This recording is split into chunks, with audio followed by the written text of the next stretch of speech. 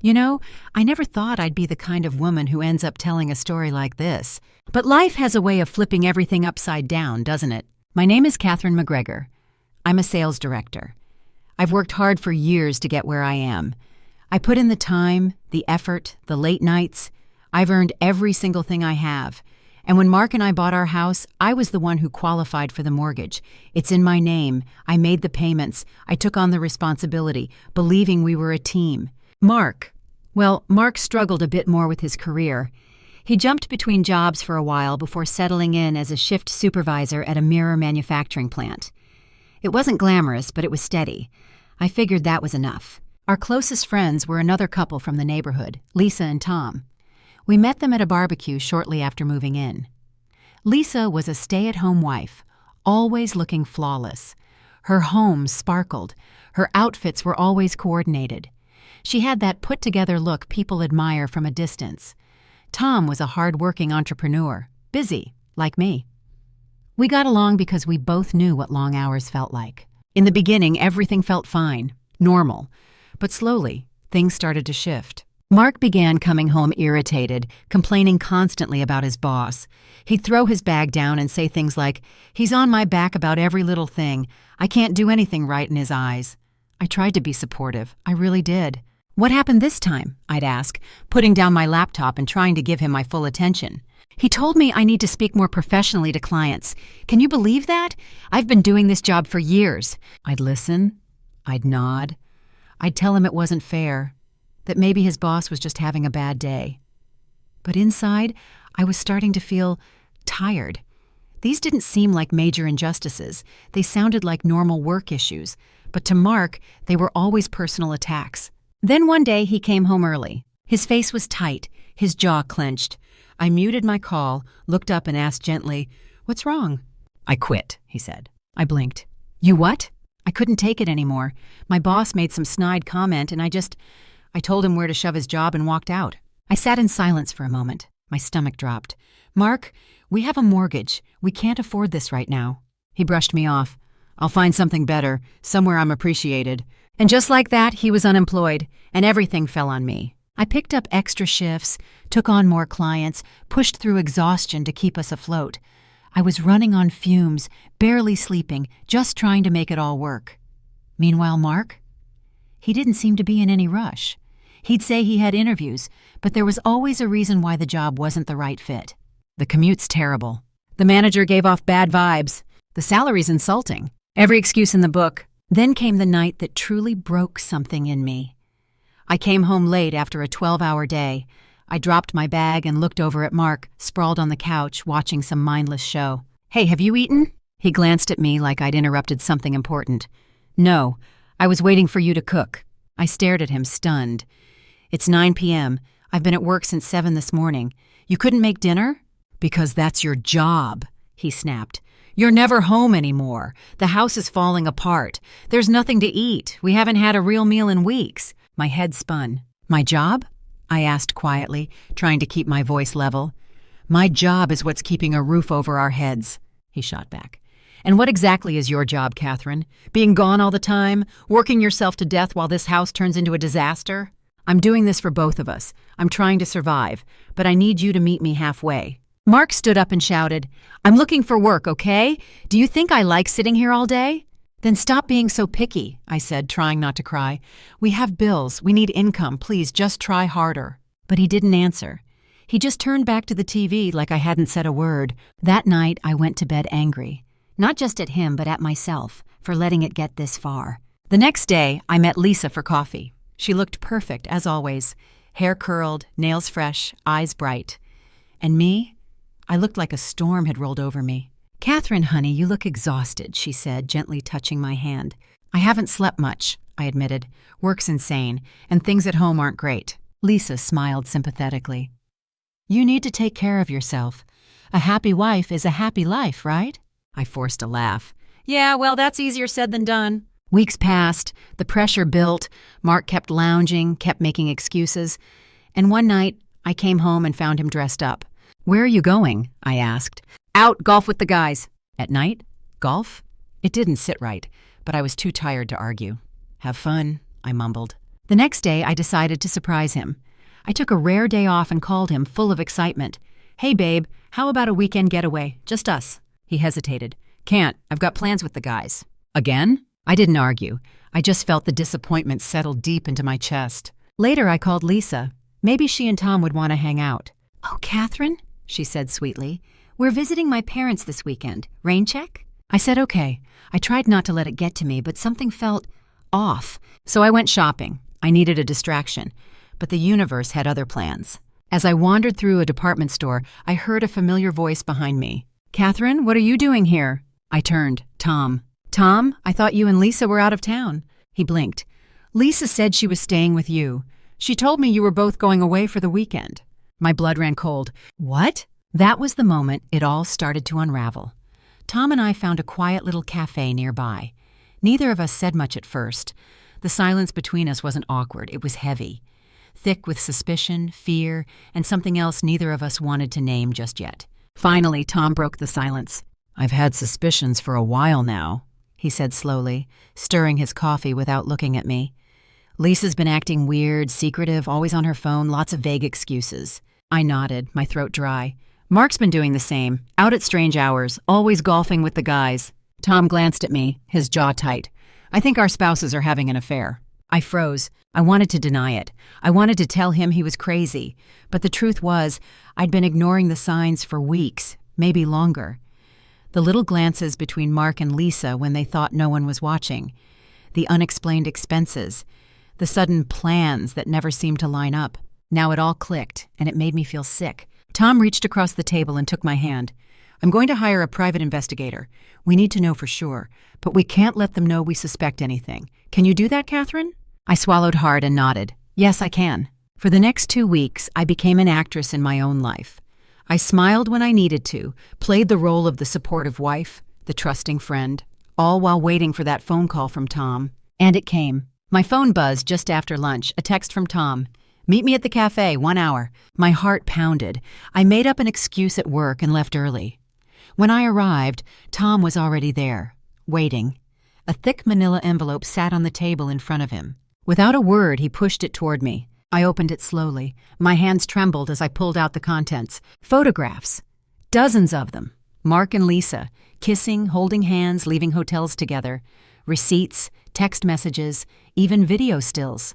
It was undeniable. My stomach turned. "How long?" Tom's face was blank, emotionless. "At least 6 months, probably longer." I couldn't breathe. I felt like I might throw up. 6 months, half a year of lies. While I was busting my back to keep our lives together, they were sneaking around behind mine. Tom's voice dropped. "There's more. Catherine, you need to check your bank accounts." My eyes widened. "Why?" He just nodded. "Trust me." I pulled out my phone and opened my banking app. And then I saw it.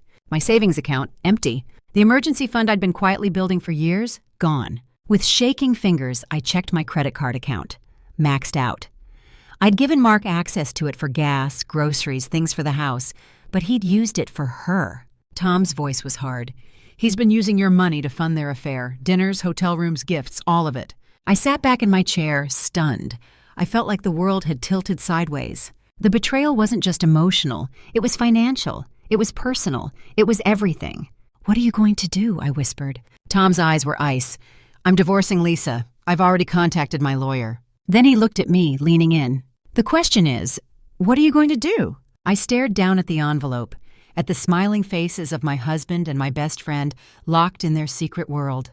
"I want revenge," I said quietly. Tom nodded, like he'd been hoping I'd say that. "Then let's make a plan." We spent the next hour plotting. Not just any plan, a masterpiece, the kind of thing they'd never see coming. That night, I greeted Mark at the door with a smile. I kissed his cheek, asked him about his day, even cooked him dinner. He had no idea I knew. That made it easier. Over dinner, I said, "You know what we should do? We should throw a party next weekend. Just something casual. Reconnect with Tom and Lisa. It's been a while, right?" He lit up. "Yeah, that sounds great. I bet Lisa would love that." I smiled sweetly. "I'll call her tomorrow." And just like that, our trap was set. The week leading up to the party was surreal. I played the perfect hostess. I called Lisa, pretending to gush over appetizers and decor. I coordinated with Tom behind the scenes, finalizing every detail of our plan. When the day arrived, our home looked beautiful. I went all out. I wanted it to be perfect, not for the guests, but for the moment when everything came crashing down. People arrived early in the evening. I moved through the crowd, refilling drinks, laughing at small talk, keeping my rage tucked deep inside. Tom came alone. "Lisa's picking up a special dessert," he told me with a knowing look. Of course she was. When Lisa finally arrived, she looked radiant, confident, hair curled, dress fitted, makeup flawless. She air-kissed my cheek and held up the cake she'd brought. "Sorry I'm late," she trilled. "I wanted everything to be perfect." Oh, it will be, I thought. The evening rolled on. Mark and Lisa mingled like nothing was wrong, but I watched closely. The way their eyes met, the casual touches, the shared smirks, they didn't even try to hide it anymore. And yet, none of our guests seemed to notice. Finally, Tom clinked his glass. "Everyone," he called out, "if I could have your attention, please. Catherine and I put together a little entertainment, just something fun to celebrate friendship." There were chuckles, a few claps. "We've set up a screen out back," I added, smiling. "Come join us for a little trip down memory lane." We led them all outside. Chairs were set up in neat rows. A big screen stood ready. A projector hummed to life. At first, the slideshow was innocent. Pictures of all four of us on vacations, holidays, barbecues, laughter, memories. Lisa visibly relaxed. She leaned into Mark, whispering something, probably thinking we were all fools. But then the tone shifted. The background music changed. The images shifted. No more group shots. Instead, stills of Mark and Lisa alone, leaving a hotel, kissing in a parked car, slipping into my house while I was at work. Gasps echoed across the lawn. Mark shot up. "What the hell is this?" I stood slowly. My voice was calm, cold. "This," I said, "is what betrayal looks like." Lisa's face drained of color. Her hands trembled. "Catherine, Don't," I snapped. "Don't say a word." Tom stepped forward, eyes locked on Lisa. "You're done, Lisa. I've already changed the locks. Expect to hear from my lawyer." The party erupted into chaos. Guests were whispering, some crying. Lisa's parents, who had arrived late, were pale and silent, shaking their heads in disgust. Mark turned to me, face red, fists clenched. "Catherine, we can talk about this." "There's nothing to talk about," I said, holding out a manila envelope. "These are divorce papers. I want you out tonight." He stared at the envelope like it might burn him. "I can explain." "No," I said. "You already explained everything with your actions." Behind us, Lisa collapsed into sobs. "Tom, please, I made a mistake. Please don't leave me." Tom didn't flinch. "You humiliated me. You used me. You don't deserve forgiveness." But then something happened I wasn't expecting. Mark rushed to Lisa's side. "Don't cry. We can start over. We don't need them." Lisa turned on him, mascara streaking her cheeks. "Start over? With you? You have no job, no future. You were just a distraction." Mark's face twisted in shock. She pushed his hand away. "You think I'd want to build a life with a loser who can't pay his own bills? Please." The silence that followed was deafening. The guests didn't know where to look. Some averted their eyes. Others stood frozen, caught between discomfort and curiosity. A few made awkward excuses and slipped away, but most stayed. It was like watching a train wreck. You couldn't look away. Lisa stood trembling on the grass, ruined makeup streaked down her cheeks. Mark looked stunned, like he'd just woken up in someone else's nightmare. "You really meant nothing to me," Lisa spat at Mark. "You were just convenient, a sad, whiny man looking for validation." Mark stepped back like she'd hit him, and in a way, she had. I didn't feel sorry for him, not one bit. He turned to me, desperation in his eyes now. "Catherine, please, I messed up. I was stupid, but I still love you. We can fix this." I shook my head, slow and certain. "You broke us, Mark. You broke everything." He stepped closer. "But it was a mistake. Just a stupid, stupid mistake." "No, Mark. A mistake is forgetting our anniversary. A mistake is burning dinner. What you did was a choice, over and over again." He opened his mouth, but no words came. I think part of him thought I'd take him back, that I'd forgive him because we had history, because I was tired, because maybe he still believed I needed him. But I didn't. Not anymore. I walked back inside the house and returned a few moments later with the manila envelope, thicker this time. Not just divorce papers, but a detailed breakdown of every transaction he'd made using my money. Hotel receipts, jewelry, dinners, fuel, all of it. "You owe me," I said, handing it to him. "Every cent, and you'll be hearing from my lawyer too." Mark stared at it like it was written in another language. His shoulders slumped. All the bravado was gone. Whatever fantasy world he'd been living in had just been shattered in front of 30 people. Lisa tried one last time. She turned to Tom, her voice barely a whisper. "I didn't mean for it to happen like this. I love you. We can go to therapy. We can fix this." Tom looked at her with nothing but pity. "No, Lisa, you loved the attention. You loved the lies. And now you get to live with the consequences." Lisa's parents approached her quietly, speaking to her in hushed, angry tones. Her mother shook her head.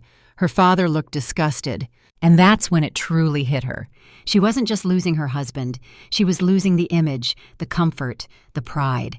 The life she built on lies was crumbling, and no one was coming to save her. The guests began to drift away, some offering me supportive smiles, others murmuring things like, "You didn't deserve this," or "You're incredibly brave." Tom stayed behind as the crowd thinned. He glanced at Mark, still standing like a statue, holding the papers in his shaking hands. "You should go," Tom told him. "Now." Mark opened his mouth, then thought better of it. He turned slowly and walked to his car. I watched as he drove away, headlights cutting through the night. I looked at Lisa one last time.